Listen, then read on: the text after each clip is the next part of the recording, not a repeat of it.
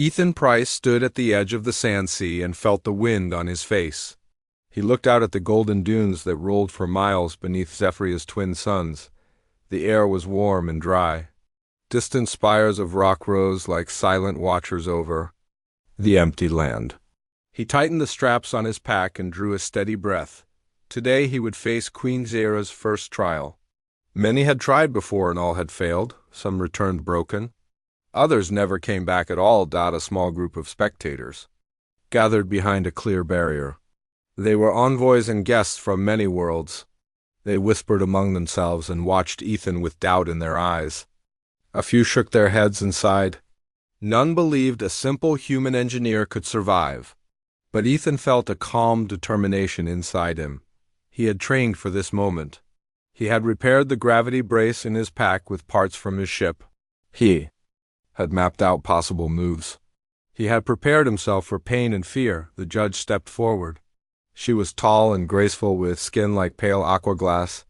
Her eyes were sharp but curious. She wore a flowing robe of light cloth that fluttered in the breeze. She spoke in a soft voice that carried far. "The chamber awaits," she said. "Enter when you are ready." Ethan bowed his head in respect. He did not speak. He stepped past the barrier and walked toward a metal door built into the side of a rocky hill. Inside the door, he found a low corridor that sloped downward. The walls glowed with faint blue lines. He could feel the pull of gravity shifting. He reached out and pressed his hand against the wall to steady himself. He felt the pull grow stronger. He moved carefully, one foot in front of the other. Each step required effort. Sometimes the pull threw him off balance.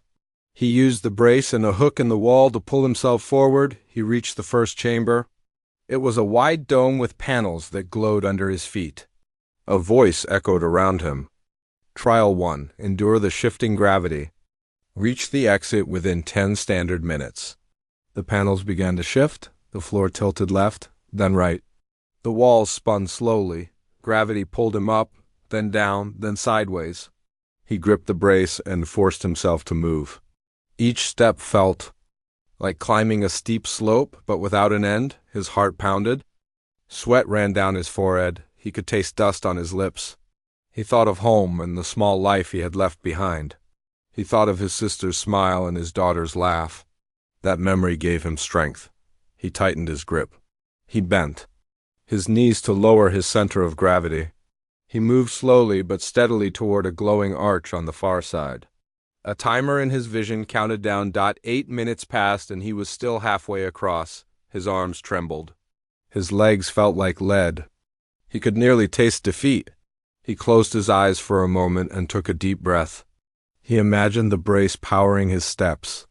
He imagined each panel as a rung on a ladder. He climbed toward the exit with careful focus. His mind cleared of doubt. His body found a rhythm. When he opened his eyes, only 3 minutes remained. The floor tilted at a steep angle. He nearly slipped off his feet. He dug his boots into the panel and braced himself. He felt the metal scrape under his solace. He pressed his shoulder against the wall and pushed. He took one final step and stood under the glowing arch. The voice declared, "Trial 1 complete. Time, 9 minutes 50 seconds. Relief washed over him. He stepped through the arch and found himself in a short tunnel. He leaned against the wall and let his breath come in deep, even pulls. His legs shook. He closed his eyes and focused on the feeling of his boots on solid ground. He checked the brace and saw a small crack where the metal bent. He ran a finger along it and knew he had to be careful in the next trials. After a moment, he straightened and walked out of the tunnel. The sunlight hit his face again. The crowd reacted with quiet surprise. Some gasped. Others whispered in excitement. He lifted a hand in greeting, but did not smile. He felt the weight of their hopes and doubts. He had not come this far to celebrate. Yet a voice called from above. "Well done, human. Rest now. The next trial awaits." Ethan nodded and followed a lit path back toward the waiting area. He moved slowly but with pride. He knew he had proved something. He had endured what no other challenger had. But he also knew this was only the beginning. As he returned, Queen Zera watched him from her high seat. Her pale blue eyes seemed to study his every move. Ethan could feel her gaze, but he did not look up. He kept his steps steady. He felt a strange respect from her. He wondered if she saw more than his endurance. He wondered if she saw his heart dot when he reached the barrier. He knelt in greeting. The envoys bowed low. Some offered words of praise. Ethan remained silent. He did not want to waste energy. He only wanted to rest and prepare. He stood finally and looked once more at Queen Zera. He gave a slight nod. She returned it. Then she stood and motioned for the next challenger. Ethan stepped back and turned to the horizon. He saw the next trial building in the distance. It was a tall tower of glass and steel. Inside, they would test his mind, not his body. He drew a quick breath and squared his shoulders. He was ready for what came next. He would face the mental maze as he had the gravity chamber. With simple focus and calm spirit, he would pass. With that thought, Ethan walked toward the tower.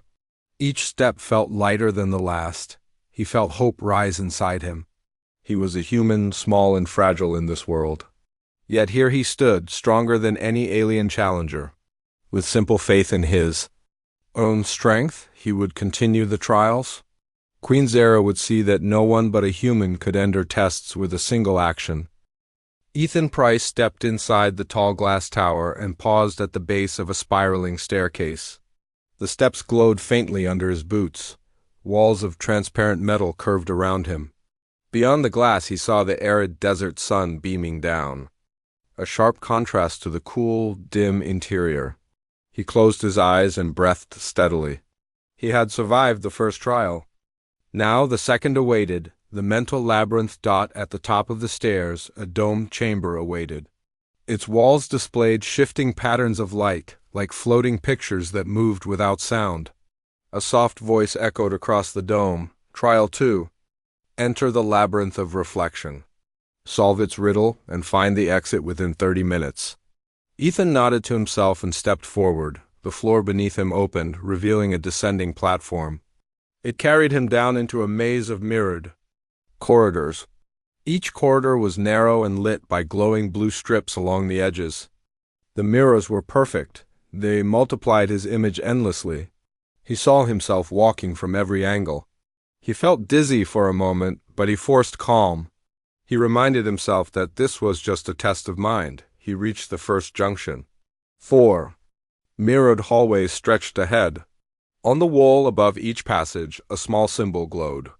One looked like a circle of dots, another like a broken line, a third like a spiral, and the last like an arrow. He could not tell which symbol led out. He stepped into the hallway with the spiral symbol. The corridor curved and narrowed. Reflections of him marched in perfect columns. All doors looked the same. As he walked, he noticed faint whispers. They sounded like old memories, his childhood home, the laughter of a friend, a promise he made once. He shook his head to clear the sound. He had to focus on the path ahead. After 10 minutes of walking, he reached a second junction. Again, 4 corridors awaited. Symbols glowed overhead. This time the line symbol, the spiral, the arrow, and the circle. He thought of the first clue, perhaps the symbols repeated in order. He recognized the spiral, so the next was the arrow. He chose the corridor under the arrow. Inside, the path forked at odd angles. Some reflections moved on their own, stepping differently. He followed one reflection that seemed to look up at him. It held out its hand. He reached for it, but the glass was smooth.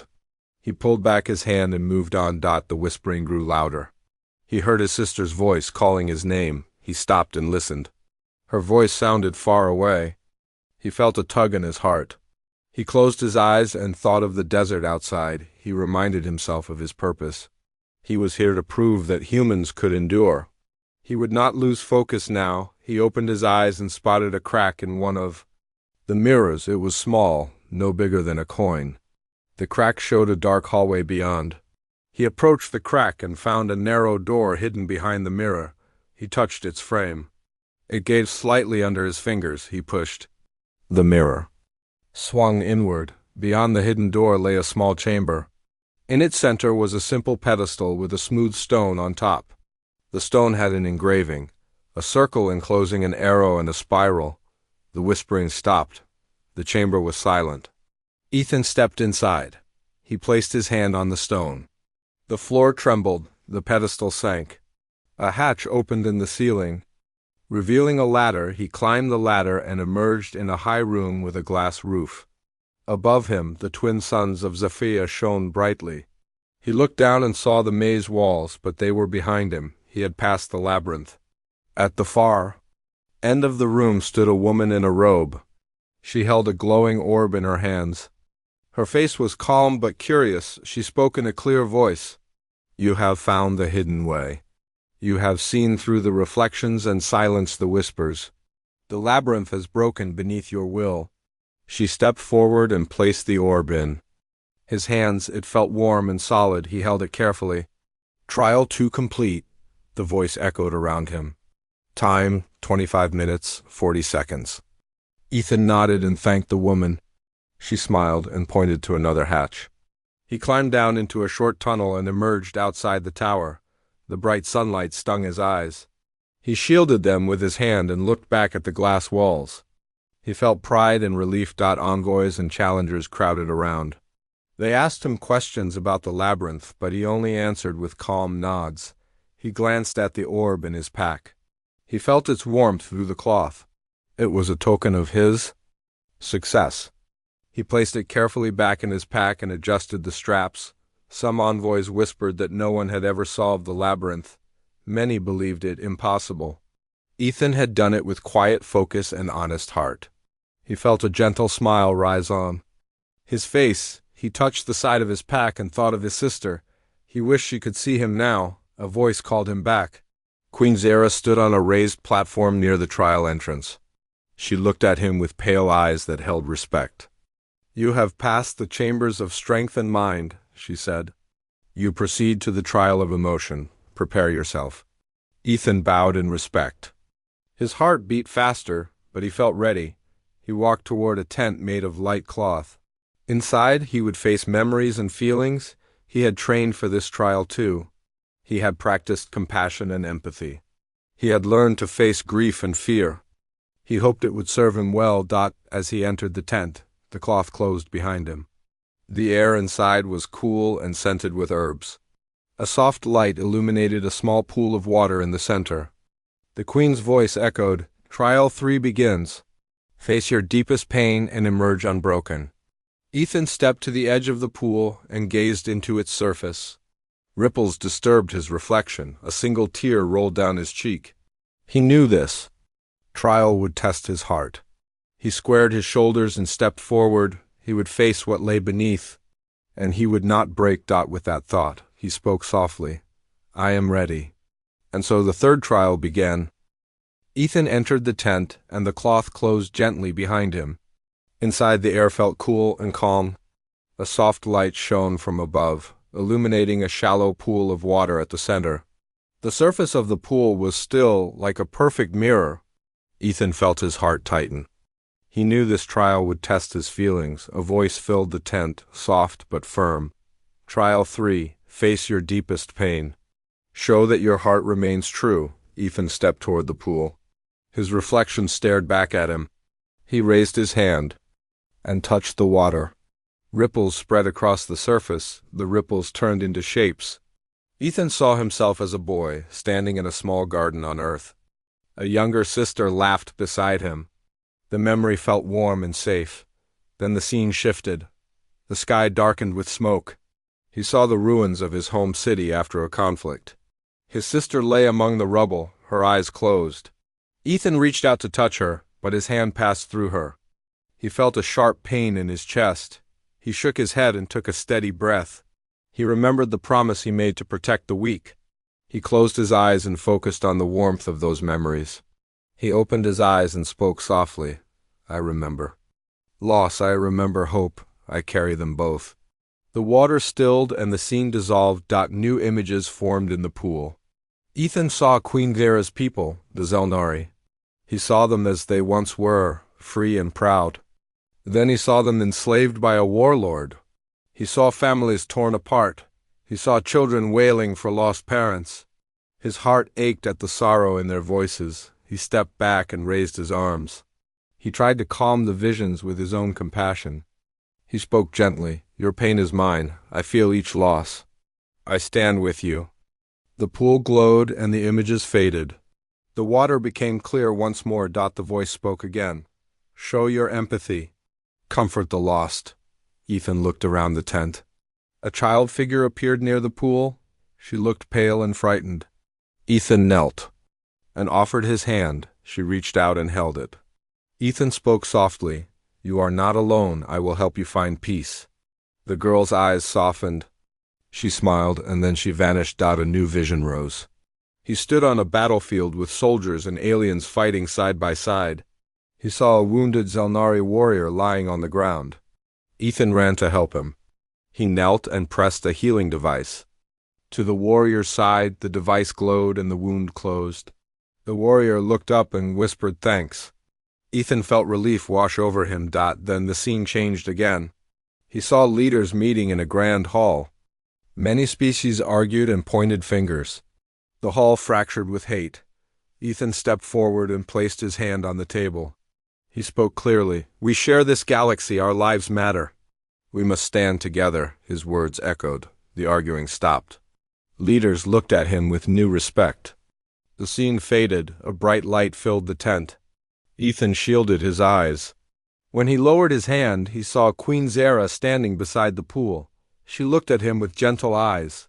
You have felt the sorrow of worlds, she said. You have shown compassion. You have held empathy in your heart. Ethan stood and bowed his head. He felt humble and strong. Trial 3 complete, the voice echoed.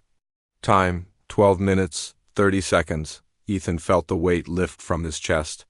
He had passed the trial of emotion. He knew he had shown true strength in caring for others. Gently, Queen Zara placed a hand on his shoulder. She guided him to a small table where a silver chalice stood. He lifted it and drank a sip of water. It tasted pure and sweet. He felt renewed energy flow through him. He stepped out of the tent into the bright desert sun. Challengers and envoys crowded around. They praised his courage and heart. Ethan nodded in thanks but kept his focus. He knew 2 trials remained. Queen Zara spoke to the assembly. Ethan Price has passed the trials of strength, mind, and heart. Now he stands before my final challenge. He will face me and prove the worth of humanity. Ethan watched her words and felt a quiet pride. He glanced at the horizon, where a grand dais had been set up. It was a circle of polished stone, surrounded by pillars of light. He knew that on that dais he would speak to the Queen and all who watched. He would offer a single action to end the trials. With each step toward the dais, he thought of his world, his sister's laughter, his promise to protect. He felt his heart steady. He would speak the words that mattered most. As he approached the dais, the crowd fell silent.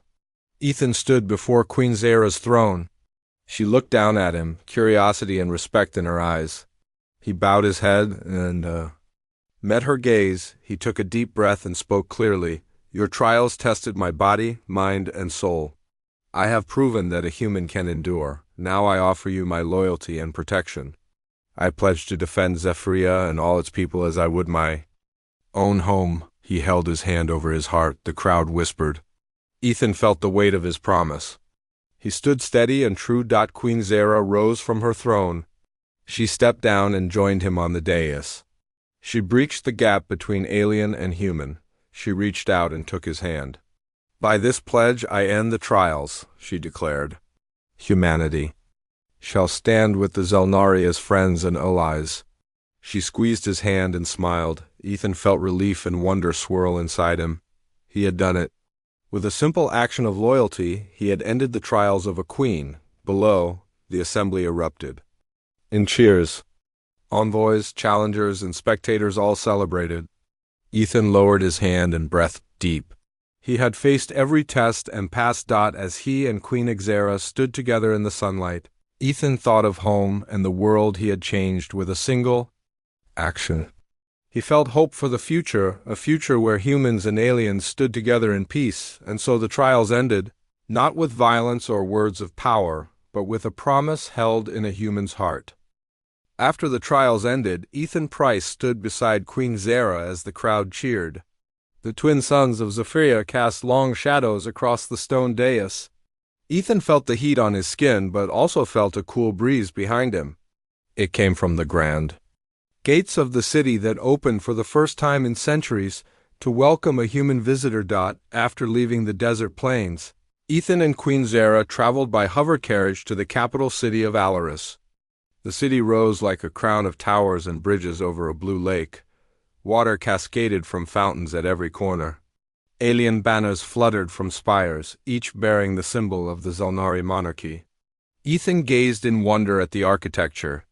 Lights glowed beneath the surface of the lake, and fish with silver scales swam beneath the raised walkways. Inside the royal palace, Zara guided Ethan through vast halls filled with tapestries and statues. Each tapestry told a story of Zelnari history. Ethan paused by one tapestry that showed aliens standing alone under a dark sky. Another tapestry showed them united beneath a bright star. He felt a connection to those stories, as if his promise had become part of this history. In the central courtyard, Zara introduced Ethan to her council. They were scholars, diplomats, and warriors. Each wore robes in deep blues and greens. Their eyes held curiosity and caution. The head of the council, Elder Carey, spoke first. Her voice was calm like a flowing river. "Human Ethan Price," she said, "we welcome you as friend, but we must forge the treaty that binds our worlds." Ethan bowed respectfully. He had studied diplomatic protocol, but nothing prepared him for this moment.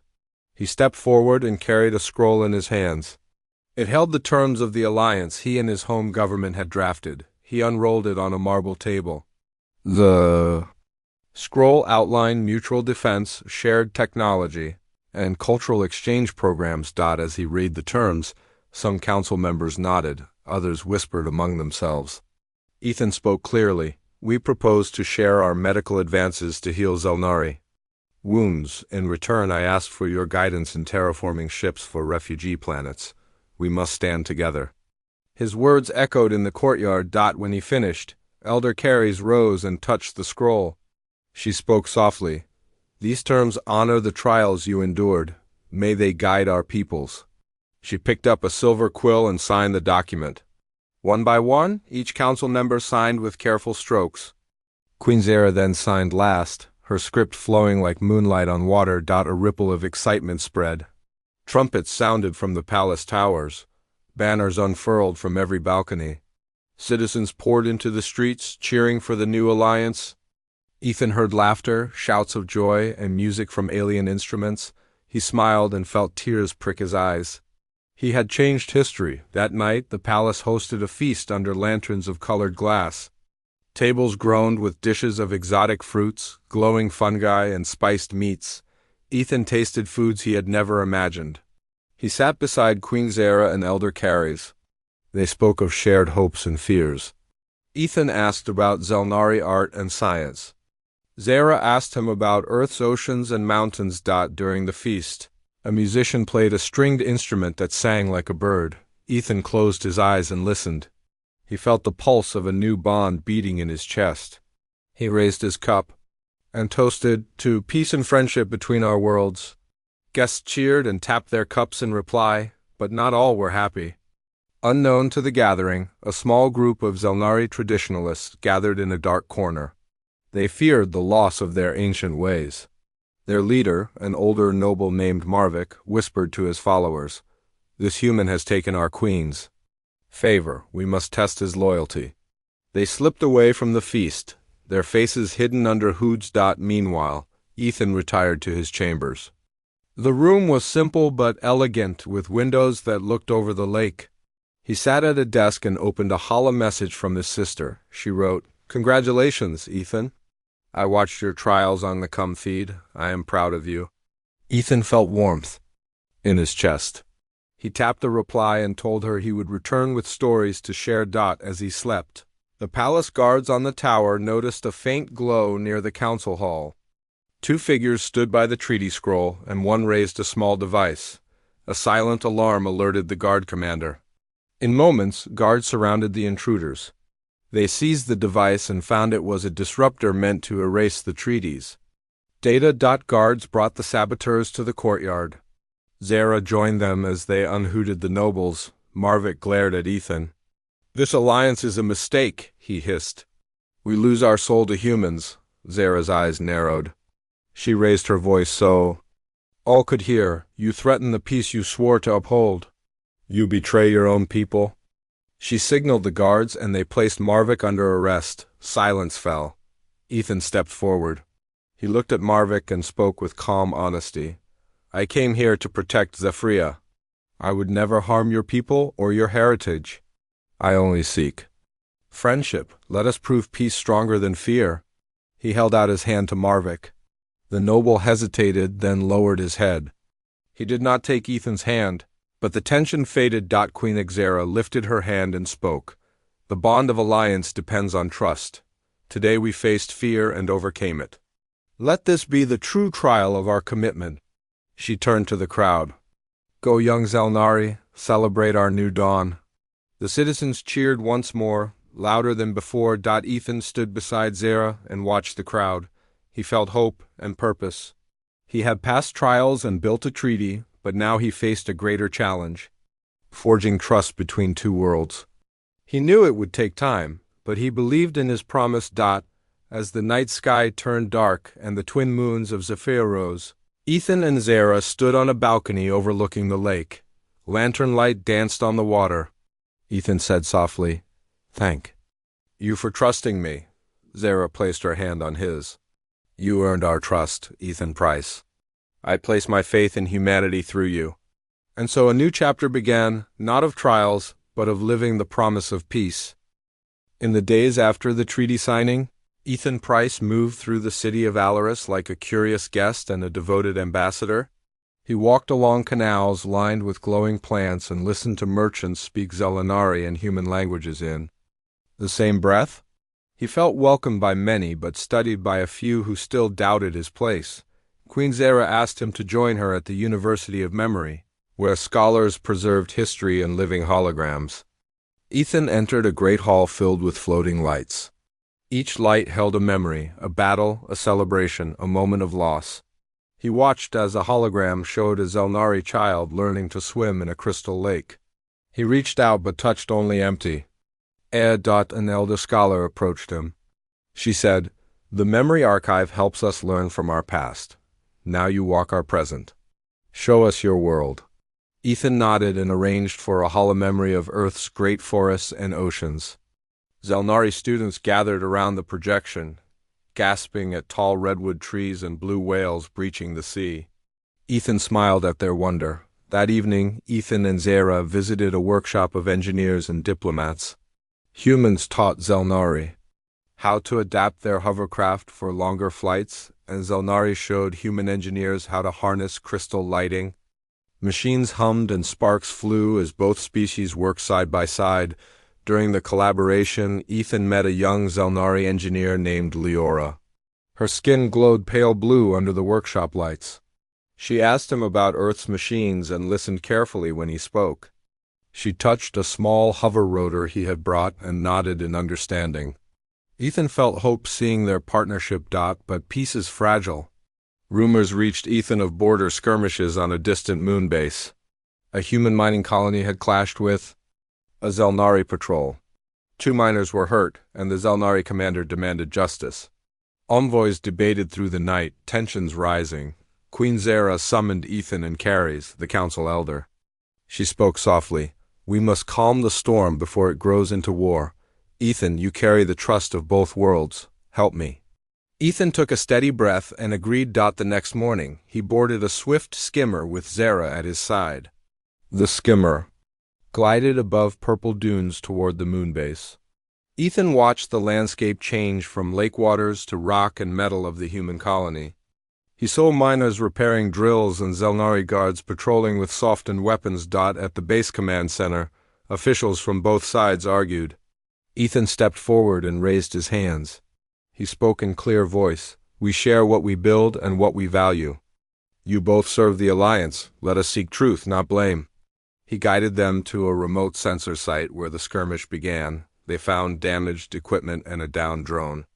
Ethan reviewed the data logs and saw the Zelnari patrol had mistaken a dust flare for a threat. The miners panicked and fired. The error lay in miscommunication. He explained calmly, no one meant harm. This was fear, not malice. The commander and chief miner looked at each other and nodded. Queen Xera placed a hand on each shoulder. We resolve this together, she said. She ordered repairs and shared supplies for the injured miners. She asked Ethan to speak at a gathering that evening. Under a sky of twin moons, miners and Zelnari stood in a circle. Ethan spoke. Today we saw how fear can break trust faster than any weapon. But we also saw how understanding can heal. He invited a miner and a guard to shake hands.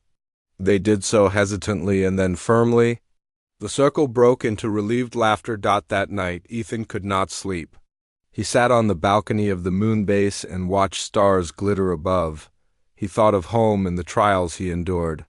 He realized the greatest trial came now. To keep peace alive beyond moments of ceremony, he rose with the dawn and returned to Alaris. He walked through gardens where pollen fields glowed pink under morning light.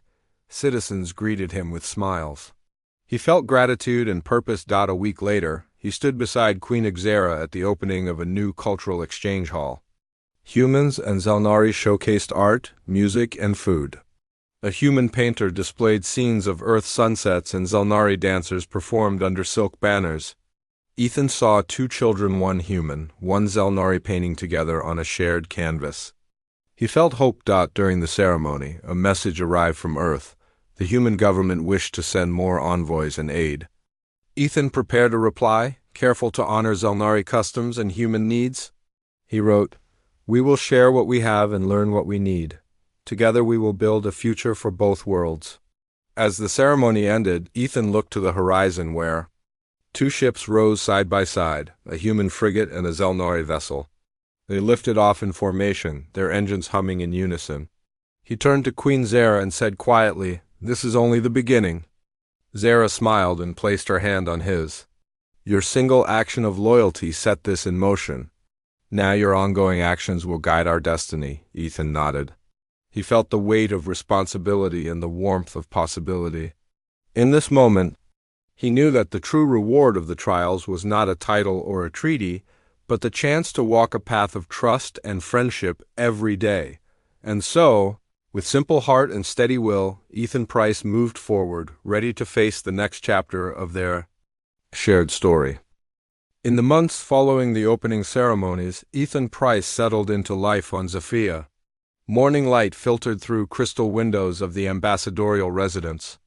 Ethan rose early each day, thinking of both home and the world he now called. Second, he practiced the Zelnari language and taught human history to alien students. His days flowed with work, wonder, and careful learning. Each morning, Ethan walked the gardens with Queen Xera. They spoke of plans for new colonies, shared research projects, and trade routes. Xera's bright eyes reflected his own dedication. She trusted him more each day. Ethan felt great responsibility. He knew peace must be guarded by action, not just promises. One day, a messenger arrived with urgent news. A nearby star system faced a deadly plague on a colony world. Humans had sent aid ships, but Zelnari healers had unique crystal-based cures. Ethan and Xera convened a council meeting in the Grand Hall of Alaris. Representatives from both races gathered, concern on every face. Ethan spoke first. He said, "We have knowledge and compassion. Let us join our strengths to save lives." He proposed a joint relief fleet combining human medical ships and Zelnari crystal caravans. He described logistics, timelines, and resource needs. His words were clear and thorough. The council debated the plan. Some worried about risks of travel through unstable space. Others worried about precious crystals being lost. Elder Carey stood and said, "We trust Ethan's judgment. Our duty is to help those in need. We will follow this plan." Xera then gave her assent. With that, the fleet prepared to depart. As the ships launched, citizens gathered to watch. Ethan stood on the docks with Xera. He raved to the crew and prayed for their safe return. Xera placed a hand on his shoulder. You guide our unity, she said. Your heart shines through every action. Ethan nodded, eyes on the departing vessels. Weeks passed. Ethan worked at home base, coordinating supplies and monitoring progress. Each evening he recorded reports and sent them across Holocom to the fleet. He shared stories of hope, a child saved, a town healed. These stories brought cheer to both worlds. One morning, a fleet vessel returned. Its hull bore scars from meteor storms. Crews disembarked with weary smiles.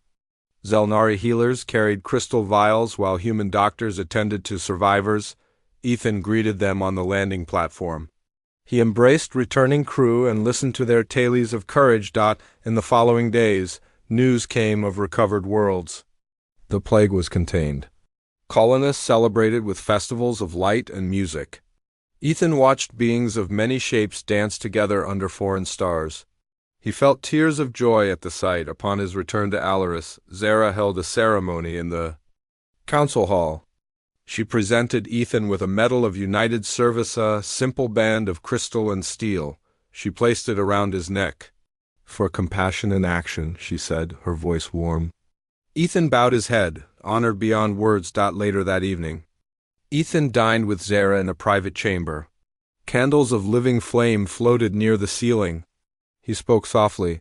I miss home, but this place has become part of me. Zara reached across the table and took his hand. Home is not just a place, she said. Home is where your heart finds purpose. Ethan felt warmth spread through him. Days turned into weeks, then months.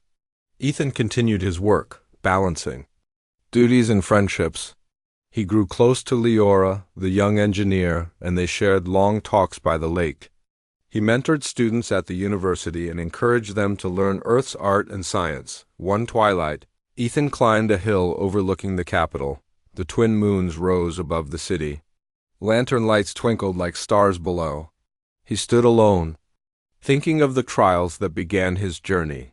He remembered the shifting gravity chamber, the mirrored maze, the pool of emotions, the treaty dais, and the shared work of peace. Each trial shaped him, but the real work had only just begun. A soft voice spoke behind him. Zara stood in her ceremonial robe. She walked to his side. They watched the moons rise in silence. Do you recall your first step into the desert chamber? Zara asked. Ethan nodded. I felt fear, but also hope. She smiled. You have grown beyond all trials. You have shown that simple actions can bind worlds. Ethan looked at her and spoke quietly.